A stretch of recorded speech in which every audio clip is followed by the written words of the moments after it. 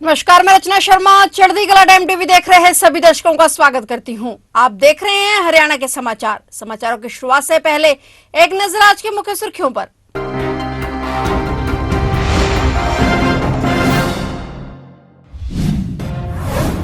रोहतक पहुंचे रक्षा मंत्री राजनाथ सिंह। भाजपा उम्मीदवार को समर्थन देने पहुंचे रक्षा मंत्री। भाजपा उम्मीदवार ने दाखिल किया अपना नामांकन। कांग्रेस प्रत्याशी दिव्यांशु बुद्धिराजा को राहत। पंचकुला कोर्ट से बुद्धिराजा को मिली जमानत। राहुल गांधी का अमेठी से चुनाव न लड़ने पर विज की प्रतिक्रिया। पूर्व गृह मंत्री ने स्मृति ईरानी को दी बधाई। विज ने राहुल गांधी पर कसा तंज।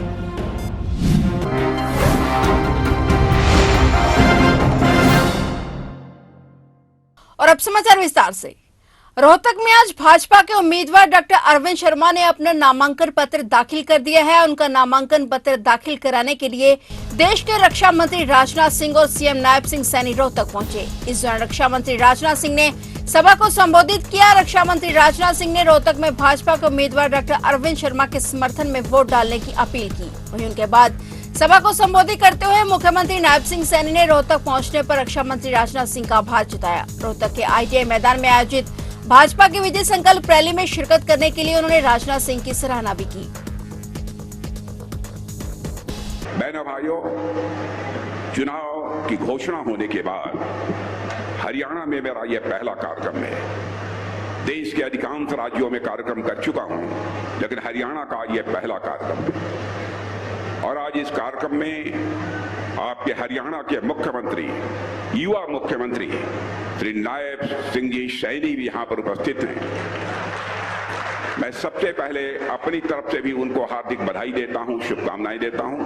और आप सभी से मैं चाहूंगा कि एक ऐसे नौजवान मुख्यमंत्री का तालियां बजाकर स्वागत किया जाना चाहिए, उन्हें शुभकामनाएं दी जानी चाहिए।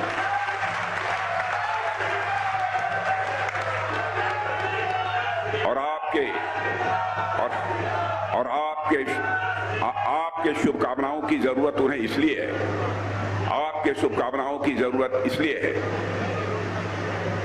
केवल हौसला अफजाई नहीं, आशीर्वाद में बहुत बड़ी ताकत होती है मेरे बहनों भाई।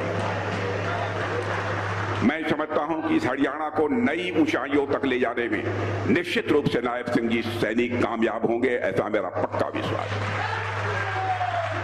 मनोहर लाल जी खट्टर ने भी मुख्यमंत्री के रूप में जो जिम्मेदारी संभाली है, आपको चाहे जो भी लगता हो, बहनों भाइयों, मैं स्वयं मुख्यमंत्री रह चुका हूं, बहुत सारे मुख्यमंत्रियों को मैंने देखा है, लेकिन मैं मनोहर लाल जी खट्टर के बारे में मैं कहना चाहता हूं, एक संत की तरह उन्होंने अपनी जिम्मेदारी का निर्वाह किया। और ऐसे लोगों को हरियाणा की धरती पर देखकर मुझे स्वाभाविक रूप से बेहद प्रसन्नता होती है। आज यदि मैं आप सबके बीच आया हूं तो श्री अरविंद जी शर्मा के लिए आया। अरविंद शर्मा का मुझे परिचय आप सबसे कराने की कोई जरूरत नहीं है, आप सभी अच्छी तरह जानते हैं। करनाल से कांग्रेस उम्मीदवार और हरियाणा युवा कांग्रेस के अध्यक्ष दिव्यांशु बुद्धिराजा को बड़ी राहत मिली है। दिव्यांशु बुद्धिराजा को पंचकुला कोर्ट से जमानत मिल गई है। बता दें कि दिव्यांशु बुद्धिराजा पर 2018 में पूर्व सीएम मनोहर लाल के खिलाफ बेरोजगारी को लेकर फ्लैक्स बोर्ड लगाने पर मामला दर्ज हुआ था। कोर्ट ने बुद्धिराजा को पेश होने के लिए कई बार सम्मन जारी किए थे, लेकिन वह पेश नहीं हुए, जिसके चलते उन्हें पंचकुला कोर्ट ने भगोड़ा घोषित करार दे दिया था। इसके बाद बुद्धिराजा ने पंचकुला में दर्ज FIR और भगोड़ा घोषित करने के आदेश को रद्द करने की गुहार लगाई थी। बीते दिन भी सुनवाई हुई थी, जिसमें सुनवाई की अगली तारीख दी गई, जो कि 7 मई को होनी थी। इस बीच कांग्रेस उम्मीदवार दिव्यांशु बुद्धिराजा पंचकुला कोर्ट में पेश हो गए। कोर्ट ने बुद्धिराजा को जमानत देकर राहत दे दी है।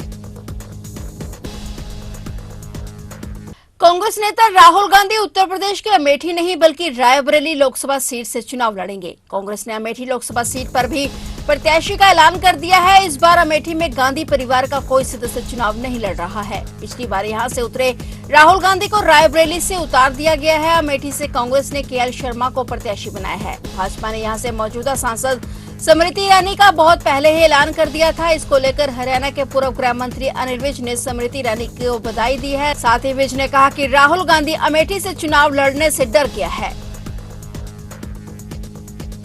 फरीदाबाद में हुई अब तक की सबसे बड़ी साइबर ठगी के मामले में पुलिस ने बड़ा खुलासा किया है। इस साइबर ठगी के तार चीन से जुड़े हुए हैं। अब तक साइबर ठगी के मामले में 16 लोग गिरफ्तार किए गए हैं। इन लोगों को पुलिस ने गिरफ्तार कर लिया है और गिरफ्तार किए गए आरोपियों से भारी मात्रा में अलग अलग बैंकों की पासबुक और चेक, काफी संख्या में मोबाइल फोन, एटीएम कार्ड से 14 लाख रुपए नकद बरामद किए गए हैं। ये आरोपी लोगों को स्टॉक मार्केट के नाम पर लालच देकर साइबर ठगी का शिकार बनाते थे। ये आरोपी चीन से अपना लिंक बताते हैं। बता दें कि बीते दिनों फरीदाबाद के सेक्टर 15 की रहने वाली एक लड़की ने साइबर पुलिस को शिकायत दी थी, जिसमें उसने स्टॉक मार्केट में करीब 7 करोड़ 59 लाख रुपए की ठगी होना बताया था। जिसके बाद फरीदाबाद के पुलिस कमिश्नर राकेश कुमार आर्य ने एक कमेटी का गठन किया। टीम ने अब तक इस पूरे मामले में कार्रवाई करते हुए 16 लोगों को गिरफ्तार कर लिया है। ये सभी लोग हरियाणा सहित आसपास के राज्यों के रहने वाले हैं, जिनका सीधा लिंक चीन से बताया जा रहा है। फिलहाल पुलिस का कहना है कि बचे हुए आरोपियों को भी जल्द पुलिस गिरफ्तार कर लेगी।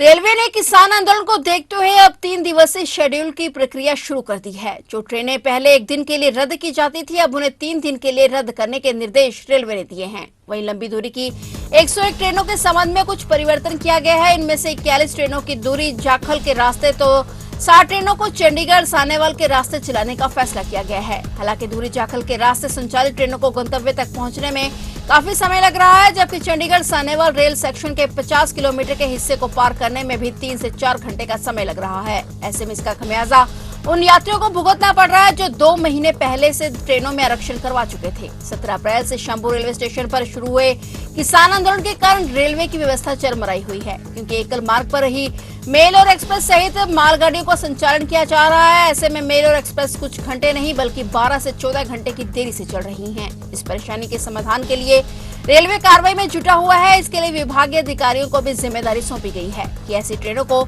चिन्हित करें और उन्हें एकल मार्ग से जल्दी निकालने का प्रबंध करें। बता दें कि कई किसानों की रिहाई की मांग को लेकर किसानों का धरना अब भी जारी है। गुरुग्राम से कांग्रेस प्रत्याशी राज बब्बर ने भी अपना नामांकन दाखिल कर दिया है। उनके साथ पूर्व मुख्यमंत्री भूपेंद्र सिंह हुड्डा भी मौजूद रहे। इनके अलावा पूर्व मंत्री सुखबीर कटारिया भी साथ में नजर आए। हरियाणा के गुरुग्राम लोकसभा सीट से कांग्रेस के प्रत्याशी राज बब्बर ने आज दोपहर को लघु सचिवालय में नामांकन पत्र दाखिल किया है। इससे पहले गुरुग्राम के मोर चौक के एक मैदान में जनसभा की गई। कांग्रेस ने यहां नामांकन के मौके पर शक्ति प्रदर्शन किया। कांग्रेस के प्रदेश अध्यक्ष उदय भान भी इस दौरान मौजूद रहे। बता दें कि राज बब्बर को हुड्डा के कारण ही कांग्रेस का टिकट दिया गया है। बीजेपी द्वारा उत्तर प्रदेश के कैसरगंज सीट से लोकसभा चुनाव के लिए पूर्व डब्ल्यूएफआई प्रमुख बृजभूषण शरण सिंह के बेटे करण को अपना उम्मीदवार चुनने के बाद कुछ पहलवानों ने भाजपा पर हमला बोला है। पहलवान साक्षी मलिक, विनेश फोगाट ने सोशल मीडिया पर लिखा कि भाजपा के इस फैसले से देश की बेटियां हार गई, बृजभूषण जीत गया।